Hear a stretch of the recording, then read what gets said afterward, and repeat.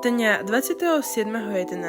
sme sa zúčastnili na učenej praxi, ktorá smerovala zo Žiliny do Orlového a potom do Papradna.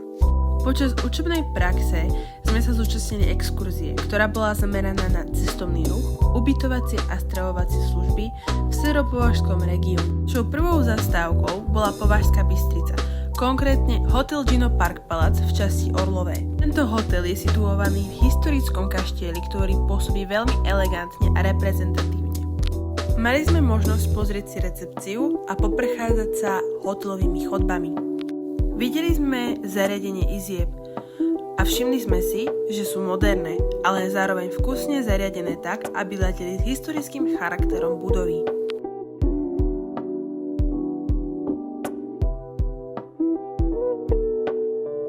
Tento bohato zdobený zrkadlový rám je ukážkou baroko-rokokového štýlu. Bol typický pre šľachtické sídla a paláce. Navštívili sme kaplnku priamo v areáli hotela, do ktorého sa dalo dostať úplne ľahko cez otvorené dvere z chodby. Na záver sme sa boli prejsť po areáli parku, v ktorom sa vlastne hotel nachádza. Hotel bol už naladený na vianočnú atmosféru. Taktiež sa vonku nachádzali pávy. Dozvedeli sme sa, že v zime bývajú zavreté v klietke, ale cez leto majú voľný výbeh po areáli. Po prehliadke hotela sme sa presunuli školským autobusom do agropenziónu Papradno. Tento agropenzión vybudovala pani, ktorá navštevovala našu školu a je nám veľkým vzorom. Toto miesto je taktiež obklopené krásnou prírodou a pôsobí veľmi príjemne a pokojne.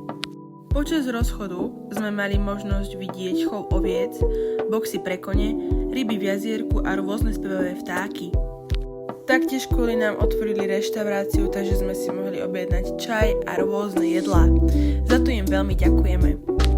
Ukázali nám aj wellness priestory a ubytovanie v agropenzióne.